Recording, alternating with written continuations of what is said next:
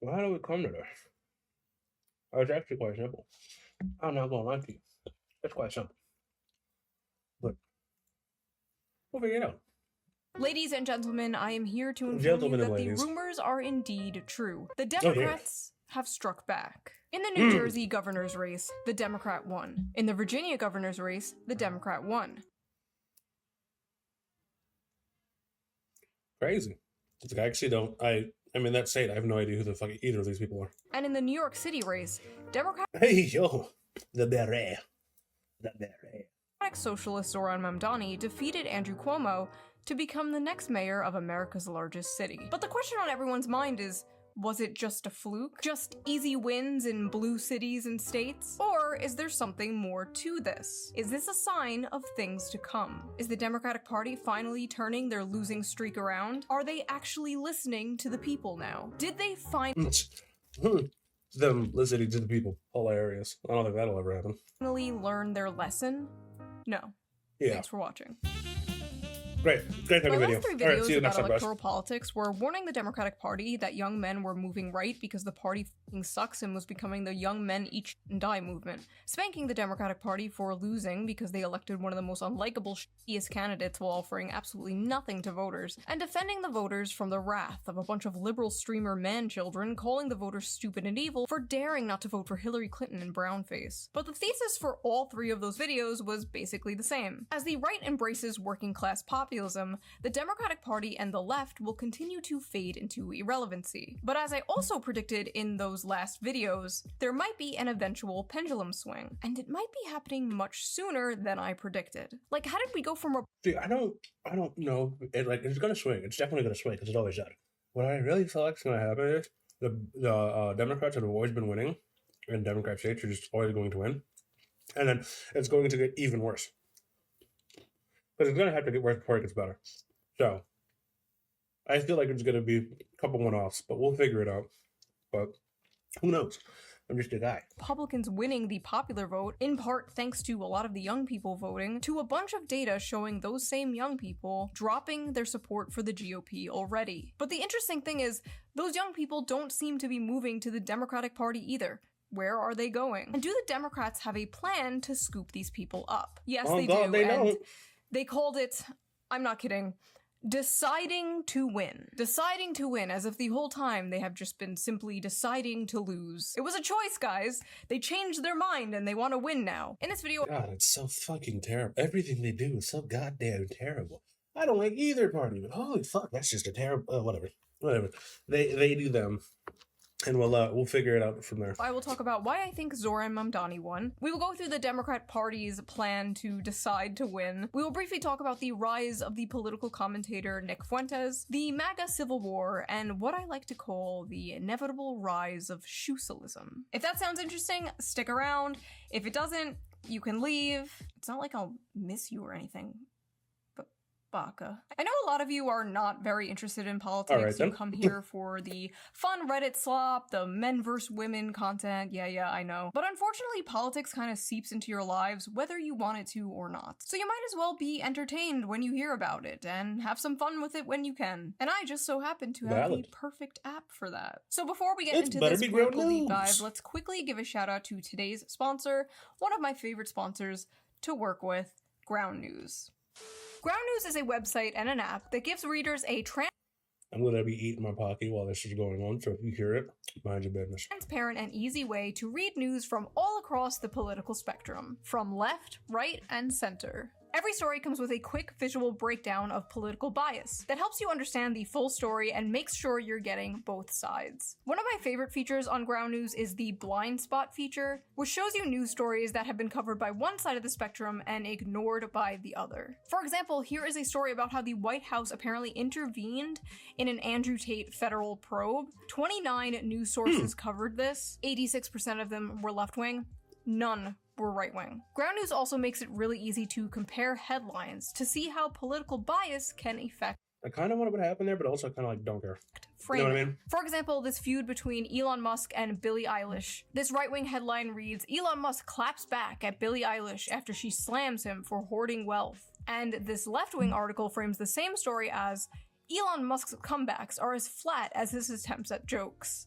Very different vibes going on here. I have been using Ground News since 2021 because it is just a great and fun way to keep up with the news. But don't just take my word for it. Even the Nobel... Well, like, isn't it not depressing, though, to just constantly look at shit that's just like, oh, yeah, well, this is terrible, and I'll tell you why it's terrible, and it's just covered with their own bias. Like, I don't want to be told what to think, dude. Peace Center called it an excellent way to stay informed, avoid echo chambers, and expand your worldview. Best of all, I am currently offering 40% off their Vantage plan, which is the plan I use to access all their amazing features. So go to ground.news/shoe or use the QR code here on screen, or use the link in the video description down below. It's only like $5 a month, which is basically the price of like a coffee. You can also gift a subscription to somebody. Just select the... Anyone else kind of thinking $5 for a coffee is kind of fucking insane that we're doing that? Right, I'm not, because like I don't like coffee like that, but still kind of insane, right? $5 for a fucking thing of coffee. Vantage subscription, add a customized gift message, and Ground News will send it straight to their inbox where they can activate it. The perfect Christmas present for your out-of-touch uncle who gets all his news from Facebook. So thank you, Ground News, for sponsoring this video, and thank you, the viewer, for not skipping the ad. Right? Now, let's get back to the video. At one point, I should skip the ads. I don't, but at one point, I definitely should. Head channel, you know I've harshly criticized the Democratic Party for all my career. Some say too harshly. Frankly, I don't care. And some say I'm not harsh enough on the Republicans. First of all, true, but let's be honest. Yeah, let's be real here. You go to Kyle Kulinski for that. Just like you go to Destiny to see opinions you can hear on CNN, or to Hassan. How are you even here if you have the plague? That's insane. That's insane. I'll get with you after stream. For dog training tips. You come here to hear, golly gee willikers, I'm left wing and the Democrats have gone crazy. That's the shit you're here for. But are the Democrats actually getting... Look, I don't like either side. I just like how you shit on Democrats. And then I like when people also shit on Republicans, because it's like, well, they both suck. They're both just fucking terrible. But who's less terrible? You know what I mean? You know what I mean? Yeah, no one should go to either of those. They're not even, I don't consider them people. I'm not gonna lie. I do not consider either of those two people. Also, hi, howdy, how are you? Their together, or did they simply get? I was about to say, stay that way, stay European, don't come here. One of those blue areas being my Once we figure all this shit out, then you can come. That's when America will be great. Now, Zoran Mamdani won the election and will become the new mayor. And a lot of people are like really confused about how this happened. And if you're one of those people, you really need to keep watching. If you don't understand why Mamdani won, I'm sorry to say, but you're kind of like the liberals in 2016 who didn't understand why Trump won. It's actually extremely understandable why Zoran Mamdani won, and it's not just because New York is full of commies. Let's see if we have the exact same thought or anything close to it. He just promised people free shit. Yeah, he went to New York because he's in New York, and he just promised people a bunch of free shit. Also, it's been historically blue since like inception, so I'm surprised if I'd be very surprised if a Democrat didn't win. So now, if you combined place that's predominantly blue with a bunch of lazy people who don't want to work, combined with that person offering those lazy people free shit, what do you think is gonna happen?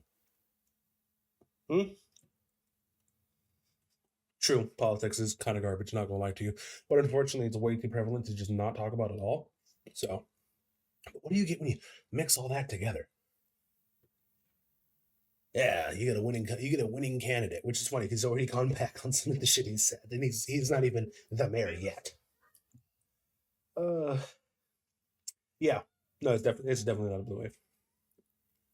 But hey, what I want to see is how they're going to get people back on their side, because like that is a ridiculous amount of damage you did. So you gotta be doing something here. Or whatever. He's objectively the best Democratic candidate that they've had in a very, very long time. Like, I know the bar is in hell there, but he's young, he's energetic, he's charismatic. And people are really tired of the White House doubling as a retirement home. And of course, I like many of his economic policies. I like the universal childcare thing, the transportation, flipping off the Christopher Columbus statue. That's the shit I don't like. Bitch, that's our fucking guy. He was a brave Italian explorer who discovered America, and in this house, Christopher Columbus is a hero.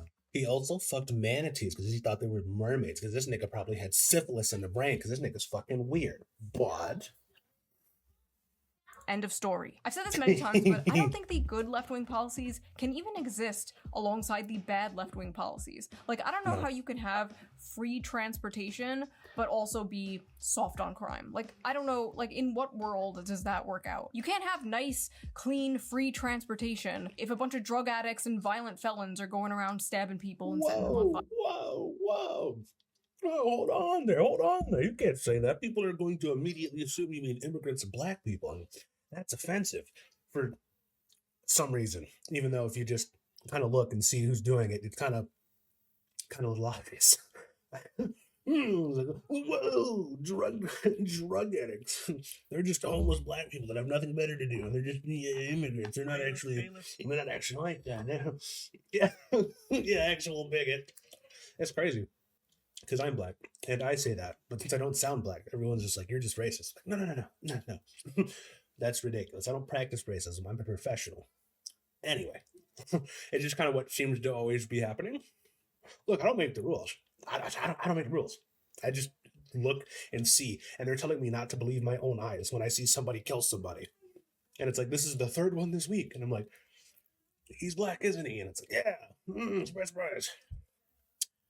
So, I don't know what they need to do, but they need to calm down the Jamal population just a little bit. You can't have nice things if you don't have rules to enforce those nice things. Hey. Uncle Ruckus hates black people. I want better for black people. Unfortunately, what happens is they don't think that anything that I say is worth anything because they'd rather not put in any of the work to do that. So they just immediately think I hate black people. I don't hate black people. I'm like, I'm ridiculous. I am black. Why would I hate myself? They just need to figure out what to do instead of just blaming other people for it. Because, like, think of it like this, right? If I came to you as a person, right, it was like, I need your help, right? And then I said, you're a terrible person. You deserve everything that's bad that's happening to you. And you're white, so you're a bad person. But then I still hold my hand out expecting help. That's just not how that happens. It's just not how that happens. And people are sick of it. It's like, hey, people are sick of it. What are you going to do? Not my fucking problem. And SNL does. They really do. So you know what I mean? It's always such a breath of fucking fresh air when I go back to visit my family in the suburbs of Long Island and I go to the CVS and the fucking toothpaste is free from their plexiglass prisons. I shouldn't have to wait 10 minutes for some poor wagey to come unlock the cagey so I can buy fucking shampoo. We don't have to live that way. Maybe he'll do great. Or maybe he gets into power and immediately cucks to the establishment like some other people. Oh no. I don't like to talk. You can definitely hate people of your own skin color, but I just feel like hate takes too long. It takes too much time.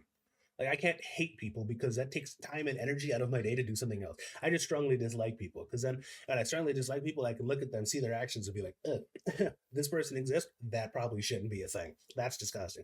But hate, now I have to go out of my way. You know what I mean? I have to go out of my way to tell them they're terrible people. I'm like, I'm not trying to do all that. I got shit to do. Like, blah. Also, the white guilt is kind of funny because you know how your ancestors, not your father, not your father's father, not your father's father, not your father's father's father's father, you know, none of them did any of this, but like the person after that did something bad, no, you should feel bad about it. Excuse me? What? Why? How? What? I don't know. I find that funny that people actually fucking fall for that shit. Couldn't be me. I have shit to do. Talk about it. I just don't know how the hell anyone thought Andrew Cuomo was going to win. He killed a bunch of grandmas during COVID. As you admitted this week, you personally altered the state health department report to undercount the death total, to hide the death total, and then evaded and lied to these families for 5 years. So you killed a shit ton of people. For what? Plus, he doesn't even live in New York City. He doesn't live in the city he's running to be mayor of. Cuomo just kind of expected to win based on name recognition alone and being like, hey, at least I'm not the other guy. Sound familiar? Trump actually offered a vision.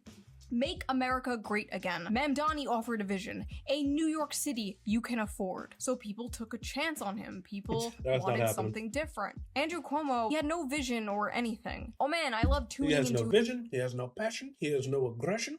Bailiff. Poor guy. Oh, you're at work? Gross. But, have fun with that. A debate about New York City, and 80% of it is about another country. The first foreign visit by a mayor of New York is always considered significant. Where would you go first? First visit, I would visit the Holy Land. I would go to Israel. I'd make my 4th trip to Israel. Mr. Mamdani. I would stay in New York City. My plans are to address New Yorkers across the 5 boroughs and focus on that.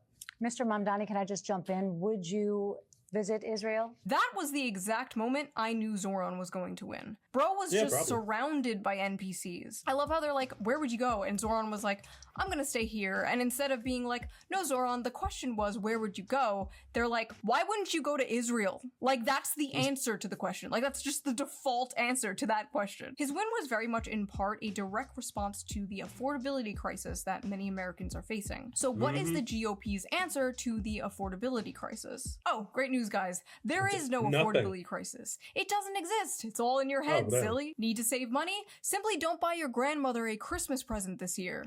Budget. You need a plan. Also remember, adult. Again, it's one of those things where it's like the people in power are going to tell us that there's no such thing as anything that we're seeing with our own eyes, and they're going to tell us to not believe what we're seeing with our own eyes, and then be like, well, how come the people aren't voting the way we want them? We told them all these lies.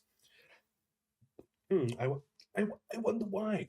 I wonder why. I don't know what it could be. I don't know what it could be. Don't need gifts, okay? Focus on the people in your life who are age 3 to 18. Grandma doesn't need slippers. If they don't live by you, don't get them a gift. Now's not the time to spend and break the banks. Zoran's win was also basically a direct response to the housing crisis in America. So what is the GOP's response to the pie-in-the-sky, commie gobbledygook that Zoran Mamdani is selling? Surely they have a better solution. Here we go. The White House is floating this idea. Bill Pulte is saying, thanks to President Trump, we can indeed work on the 50-year mortgage, a complete game changer.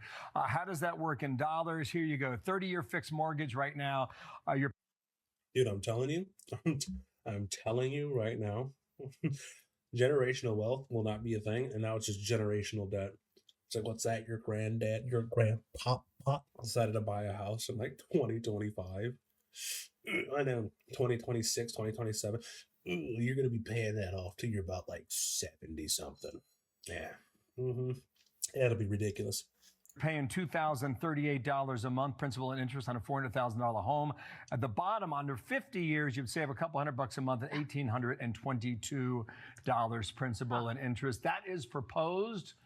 Do you like this idea? I do not like this idea. Not lowering prices, not building more housing. No, just being a good little slave to the bank for 50 years. You might as well be a rentoid forever in this case. Like, at least you don't have to fix your own dishwasher. You will own nothing and be happy. Doesn't that sound great, Gen Z? Vote for us. We'll release the Epstein files and finally drain the swamp. Awesome. Yay. Finally, justice. Here it comes, the Epstein files phase 1. We got all your favorite E-celebs here. Don't you think that's a little... Who are any of these people? I've never seen any of these people a day in my life. I'm pretty sure that's like a UFC fighter guy. Little tacky? I mean, like, this is an international child trap. The Epstein files are on my desk. Oh, that's great. That's great. That's what we've been waiting for. Well... And? Oh, they don't exist. Wait, what? Yeah, the Epstein files don't exist. They're a Democrat hoax. But you just said, hey, what the fuck? That's my wallet. Sorry, Israel needs new weapons. Bye. Psst.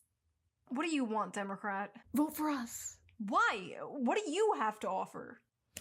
Hey, that's my wallet again. What are you people doing? Sorry, Israel needs new weapons.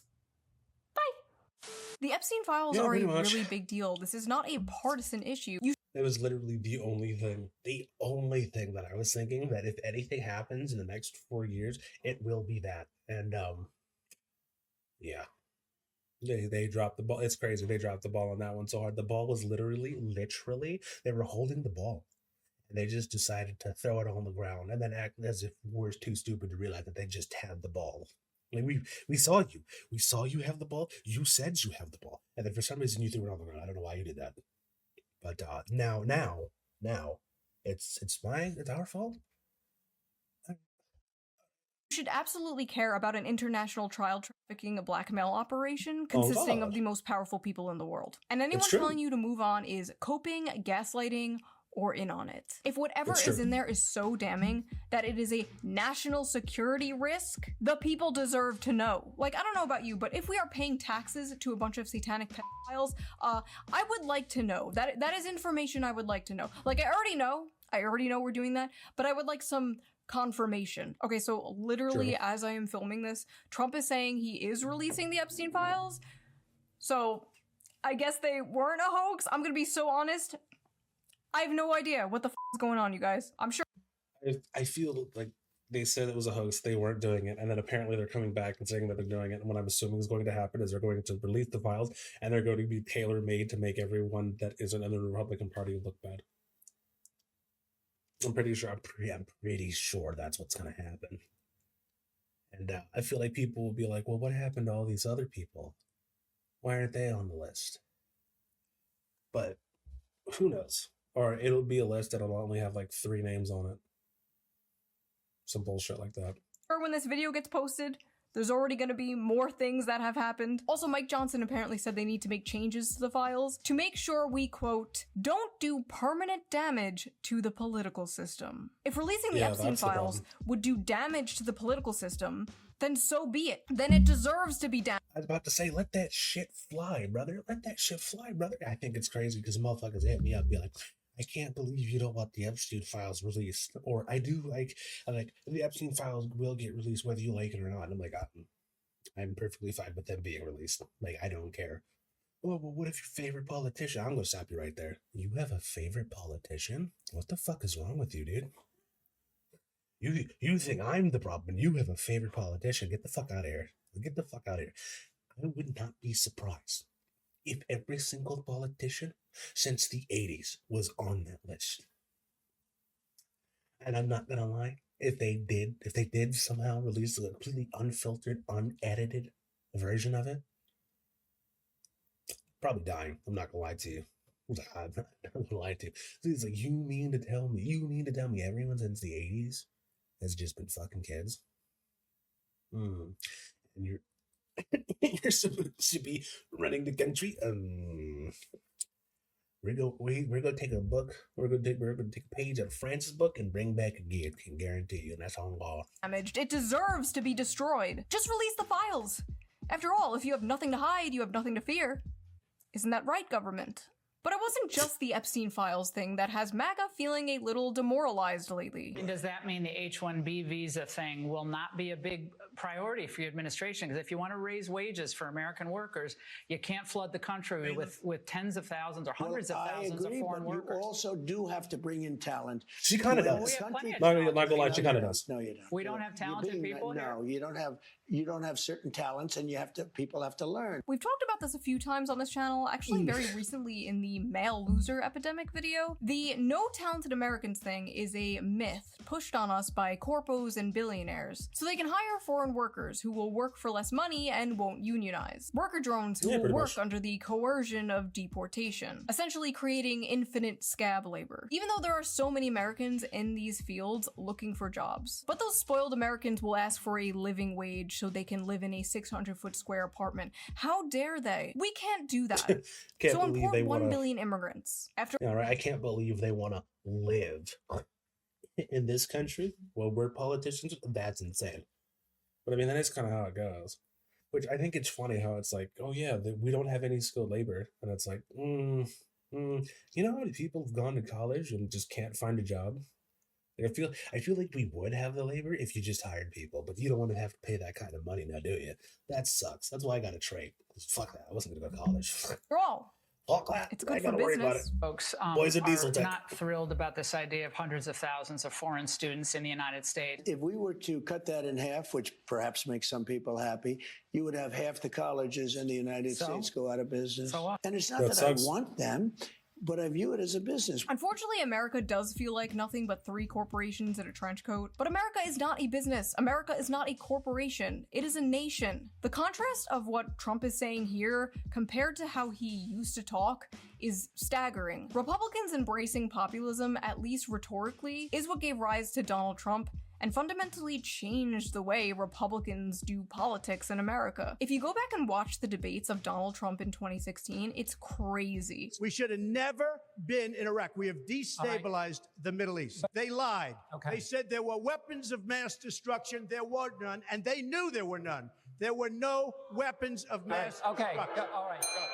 I remember being like, damn, that's not how politicians in general really talked at that time. Like, we would see it from Bernie Sanders and maybe like Ron Paul, but to get up on stage in a Republican debate in front of Republican donors saying that kind of shit was unheard of. Bro was getting booed. Trump won in 2016 by decrying the bloodlust and warmongering of the Republican Party, but also by speaking to the economic woes of the average working class American. Basically saying, and it's crazy because that seems to work every single time. You go to the average person and tell them, hey, I'm going to help you, you get the vote. It's that simple. It's really that simple. But as soon as they get in, they don't actually do anything, and then everything costs more anyway, and everyone becomes more poor. So that's just always how it's been. It's not fair, but something really big is going to have to happen in order for that to change. So any politician now, any soon-to-be politician, I'm not with them. Because as soon as they get in office, they're going to get super cozy with the people that are already there, and the cycle will continue. Now, the only difference is this guy isn't fucking 80 years old. He's now 30 years old. Surprise, surprise. See you to people who felt like they haven't been seen by either party in a very long time. Like, I saw people in my life, my neighbors and stuff, that were all like Obama voters, like, just flipped to Trump, and now, like, all of Long Island. Long Island is like the Florida of the Northeast, bro. It is like Trump country there now. Before Trump... Oh, my nuggies are here. My nuggies are here. One second. I must go get my nuggies. It's nuggie time. Valid. 34-year-old woman, by the way.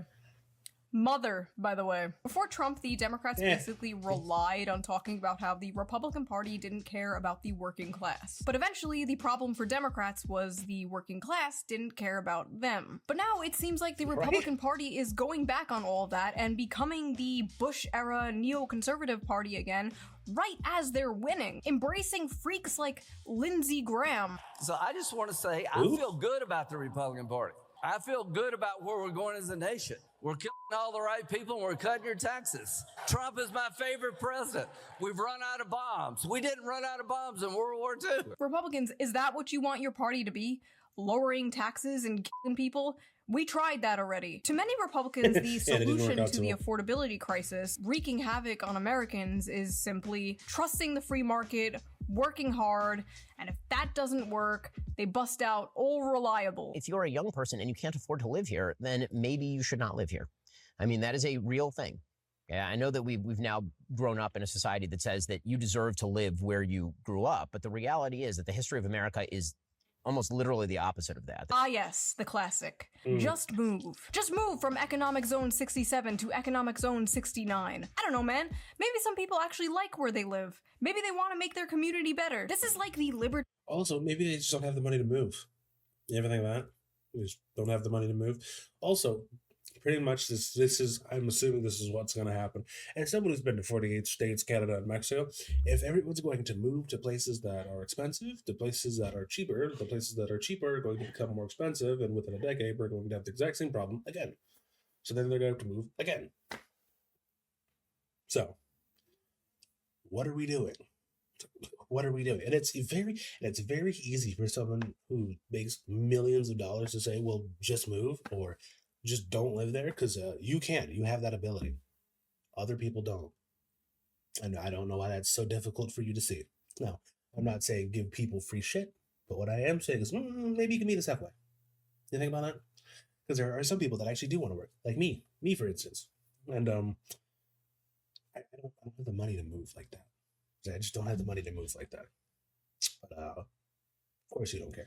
libertarian version of just deal with it when you talk to leftists about crime. Like, no, we shouldn't just deal with it. We shouldn't just move. Maybe we can make the cities in our country livable and safe. Maybe better things are possible, actually. My husband and I moved away from our families because of his job, and it f***ing sucks. It sucks raising kids without an extended family around. Say hi to grandma on FaceTime. Not normal, not natural. When I was growing up, it was like aunts and uncles and cousins and grandparents were just coming in and out of my house, like bringing over food, like, hey, I got some mancati. I would be babysat by my cousins and my aunts. And because we moved away, my kid won't have that. And I wouldn't be surprised if that's one reason many young people are putting off having children. The complete lack of community, the lack of a village. If you can't afford to live where your family lives, just move to fucking Gary, Indiana, where there's nobody around and no jobs and no family and no— Don't move to Gary, Indiana.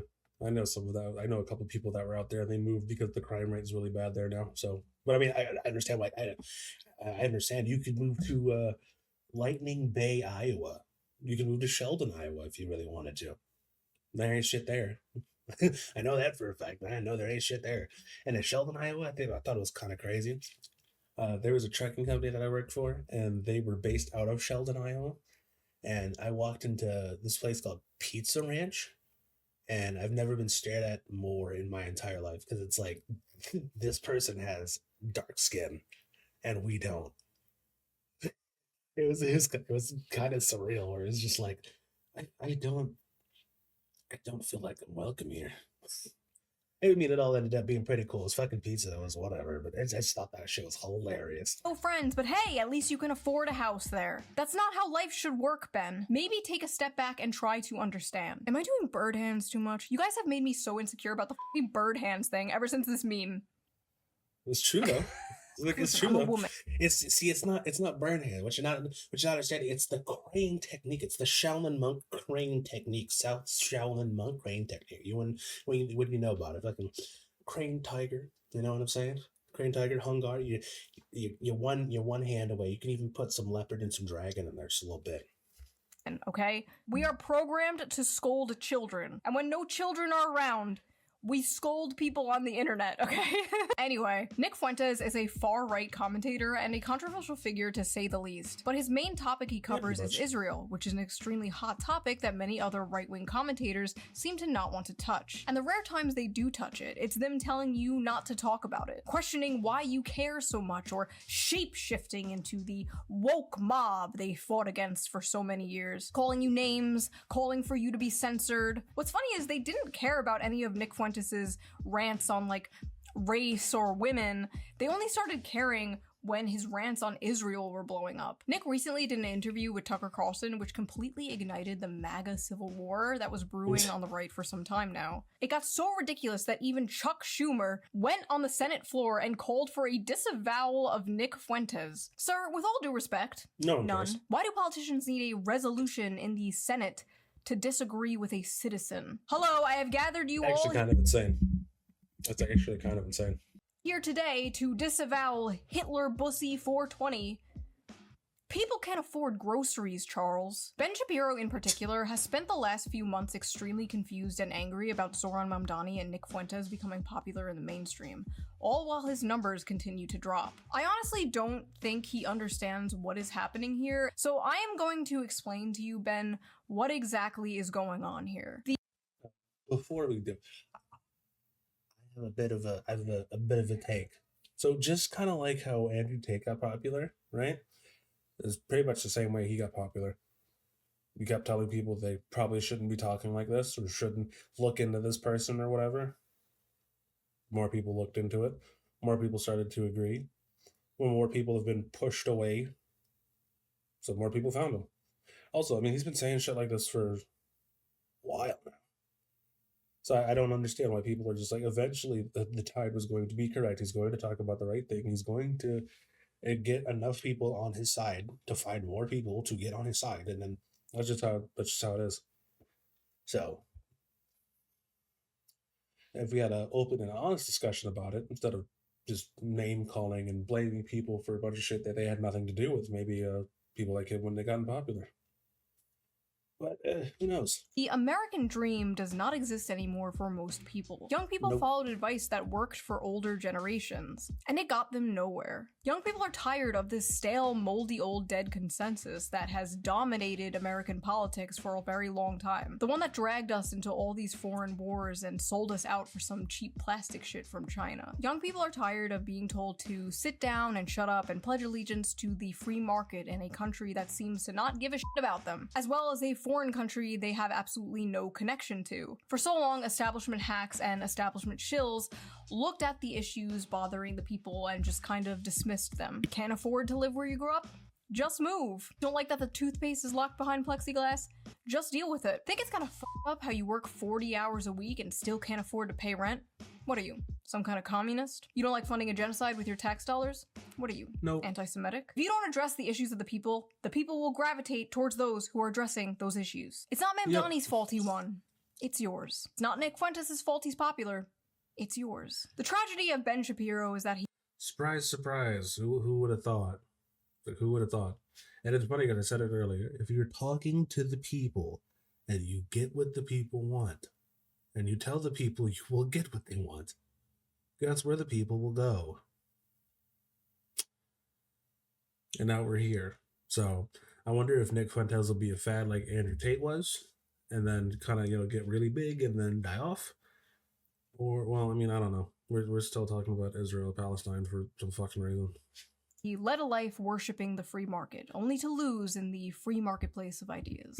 Now, with all this neocon rhetoric coming out of the GOP, are the Democrats going to pick up the populist ball that they are fumbling? Are they actually going to get their shit together? Well, they are trying, because they have written an article called Deciding to Win, where after interviewing over 300,000 American voters from both parties, they may have finally discovered the secret to winning. To give I was about to say, how much you want to bet after they did this in the report, they're going to miss the idea, they're going to miss the concept, they're going to miss the idea completely, blame it on some other stupid fucking shit, and then be like, well, now we know what to do, and then do the exact wrong thing again. Wouldn't be surprised. It's kind of like what they do. That's kind of what they're known for. Ourselves the best chance to win, we recommend the following changes to our approach. Here we go. Democrats need to 1. Focus our messaging on an economic program centered on lowering costs, growing the economy, creating jobs, and expanding the social safety net. 2. Advocate for popular economic policies. Moderate our positions where our agenda is unpopular, including on issues like immigration, public safety, energy production, and some identity and cultural issues. So basically it took you guys 10 years, millions of dollars, and dozens of Microsoft team meetings to come to the conclusion that everyone has been saying forever. You wasted a decade worshipping at the altar of mentally ill Karens, and now you're acting like, hey, what if we were normal is a groundbreaking political discovery. Also, weren't they doing that before? Wasn't that like Obama's whole thing? Like, I don't understand how you went from what worked twice and then went to whatever the fuck this was. And now you spent, well, I said a decade. And now you're finally getting back to it. All right, I don't know what the fuck happened, but okay. But let's see. That seems too PR-ish. Like this is what we're gonna say we're gonna do. But if it's anything like any other politician, and it always is, this is what they say they're going to do, and they're going to get in, and they're not going to do any of it. So, well, we'll see. We'll see. F*** you. I could have told you all this for free. It is a bad sign that it took you over a decade to come to the same conclusion that my audience has come to like a decade ago. And they're all retarded. Please reflect on this, I beg of you. Also, what do you mean you had unpopular positions on public safety? Like, why would you even say that out loud? Yeah, let's vote for the party that admits it was wrong about the issue of crackheads shanking people in the street. I love this quote from Nancy Pelosi, randomly shoved in here. Winning an election is a decision. You make a decision to win, and then you make every decision in favor of winning. How deep?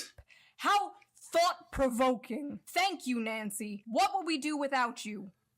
Probably win an election. Democrats have changed our focus. In comparison with the Democratic Party of 2012, today's Democratic Party is more focused on issues like climate change, democracy, abortion, and identity and cultural concerns, and less focused on the economy and middle class. The table below shows the shift. through an analysis of the prevalence of selected words in the 2024 Democratic Party platform in comparison with the 2012 Democratic Party platform. This whole study is really interesting, but I need you guys to see this chart because when I first saw this... Holy shit. Oh my God. Jesus Christ. Yeah, no wonder you lost. This is kind of like what people care about. Jobs, economy, yeah. This is kind of like what people care about. And then, I mean, people do care about this, but not as much. But this. Yeah. I would talk about this a lot more than any of this. The scream I scrumped. So Wait. Growth, crime, responsibility, tax cuts, veteran work, America, national economy, middle class job. Yeah. Sheesh. Hate. Sheesh. Was not on the platform. Childcare not on the platform, and transgender not. No, surprise. Jesus Christ, those are some big ass numbers right there, my boy. Scrumped. So Democrats since 2012 have increased their rhetoric on race by, sit down, 1,137%. On the gays, 1,044%. Their rhetoric on men has decreased by 51%. It is now negative 51%. On fathers, negative 100%. They just stopped talking about that shit. Veterans, negative 31%. The economy, negative 51%, because nobody cares about that, right? The middle class, 79%, but I guess you can't really talk about something that is disappearing. And jobs, negative 47%. It somehow gets worse. Apparently, voters trust Republicans more on the most important... Huh.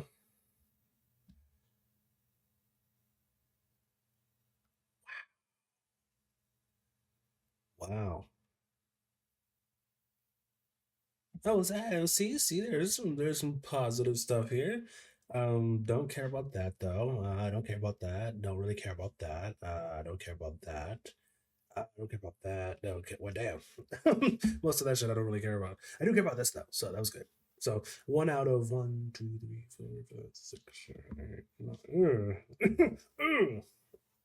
1 out of 9 is not looking too hot for you, buddy. Issues to them, and trust Democrats the most on the least important issues to them. Like, they literally care the least about LGBT, but trust Democrats the most with it. The most popular Democratic policies among voters are things like lowering drug prices, banning stock trading, expanding Medicare, and raising the minimum wage. While the most unpopular Democratic policies are things like abolishing the police, providing free healthcare to illegal immigrants, lowering the voting age to 16. Fuck no.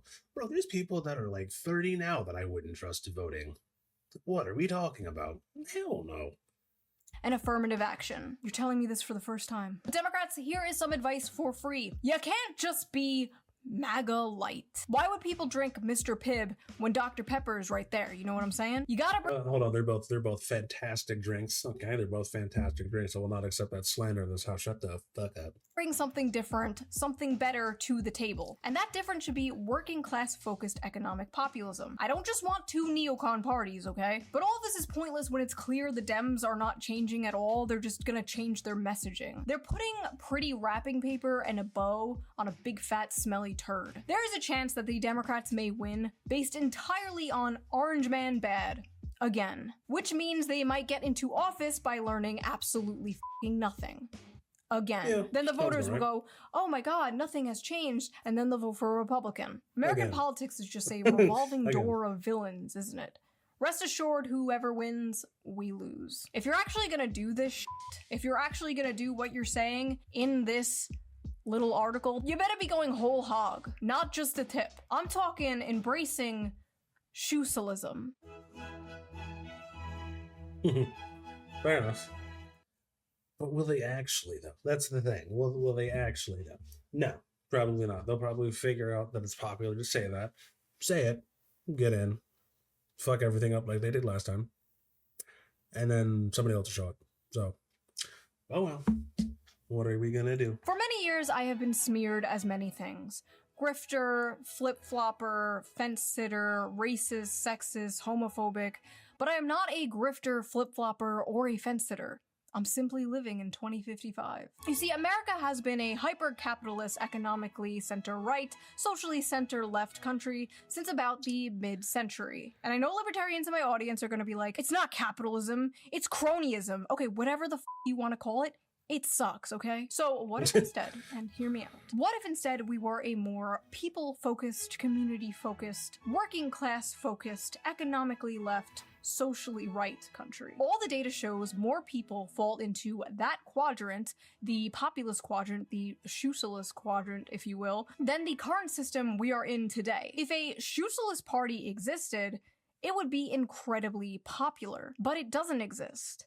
And that's probably by design, honestly. The Social Democrat Party of Denmark has passed many progressive policies that liberals in America would only dream of. Protection from rent hikes, free college and healthcare, carbon taxes, and a very strong welfare system. But the Social Democrat Party also believes in a strict immigration policy. They believe that if immigration is too fast or chaotic, it puts pressure on working class communities, weakens social unity, and makes it harder to maintain their strong welfare system. Wow, what a Wow, who would have thought something that people have been saying for a while is true in other countries? Also, I don't know if it would work here, because a lot of other countries are significantly smaller than we are, so... But it would be kind of nice to see, though. I'd be down for something different. Grifter Denmark is. I feel like so many people nowadays are like terminally left-right brain to the point where like they look at issues and instead of being like, that solution makes sense to me. I believe that. I agree with that. They instead go, that's the left-wing solution, therefore I will believe in that. And it's so stupid and hyper-partisan and makes absolutely no sense to me. And that's why I think like a lot of left-right brain hyper-partisan people don't understand me or people like me. That's why they call me a centrist or fence-sitter or flip-flopper or whatever. And it's like, no, I'm not a fence-sitter. I have many strong opinions. You just don't like them. And no, I'm not a... Also, another thing about that is, since people are incredibly left-right brained, they don't want to be wrong, so they go full hog into whatever it is they're believing. So if someone comes to them and is like, well, I have another idea, and I feel like the other idea works, that means that they're wrong, and they'd rather not be wrong, because they can't handle the fact that they're wrong, because again, they went whole hog on something else. So a lot of it's probably ego as well. Flip-flopper, just because you don't understand the concept of having opinions that don't perfectly fall on the arbitrary, always changing left-right axis that is American circus politics. There's nothing incoherent about my beliefs on paper. None of them contradict one another. I don't understand. She likes free healthcare but doesn't want to chemically castrate children? She believes in workers' rights but wants a stricter border? I don't get it. Like, where is the contradiction? I'm basically just Bernie Sanders before he got his spine surgically removed by the DNC. In conclusion, MAGA and the Republican Party embracing populism is what made them so popular in the first place. But if the Republican Party's answer to all these issues young people are having is, F you, just move, you're not talented, maybe you'll own a home when you're 70 years old, they're doomed. Like they had a small, brief fling with populism and ghosted it. Just pumped and dumped. Like a fat whore they're ashamed of and won't bring out on dates in public. As I'm editing this, Trump and Mamdani had a meeting together and it was very interesting. We were discussing when Bernie Sanders was... Bro, the people that were for Mamdani got so pissed off that he did this and wasn't like, we're fighting against Trump. And the homeboy just sat there and was like, yeah, you know, I agree with Trump on a lot of things. And it's like, ooh, I don't think you're winning next election, buddy. I don't. But we'll figure it out. Out of the race, I picked up a lot of his votes, and people had no idea. When he was put out of the race, I think, quite unfairly. I don't know. I don't know. Many that's of the Bernie the streets are Sanders voters voted for me, and I felt very comfortable, frankly, in seeing that and saying that. I would feel very, very comfortable being in New York, and I think much more so after the meeting. We agree on a lot more than I would have thought. I'm sorry, this is my new favorite problematic Yowie ship. They love each other. Maybe it's not over, folks. Maybe the power of friendship and populism will save us all. It's like your orange grandpa's eye. He's eye. I only wanted one thing from this guy, okay? And he hasn't delivered yet, okay? So as soon as he delivers, maybe my opinion on him will go up. But as of right now, he's okay. He's here, you know. He's here. So, and the bar was set so fucking low. But Hey, I don't know. Right now, to me, I feel like he's teetering just above it. But fuck it, whatever. Listen, I want my kids to grow up in a safe and affordable world where they can get jobs and they can start a family and then they can have the same for their kids. And I feel like at the end of the day, that's what most people want, left and right. Much. They just have different ideas on how to get there. It just so happens my ideas happen to be the correct ones. And if you disagree with them, you will be sent to the re-education camp. Do you want one? Do you want a nuggie? Pledge your allegiance to shoesalism and you get a nuggie. So that was that little video. If you liked it, please subscribe for more. And if you want to help support the channel, donate to my Patreon, link down below. All patrons get every single video uncensored a day early. If you can't or don't want to support me on Patreon, bailiff, that's fine. I don't care. I didn't want you to anyway. Baka. Okay, I will see you guys soon with a fun slop video just in time for Christmas. Bye! It's crazy because I actually got nuggets right before I started streaming, so I'm good. But yeah, surprise. What did we learn? Everything that regular people have been saying for the longest time is just the Democrats are now just figuring out. So sucks to suck. Maybe you should just listen to the people.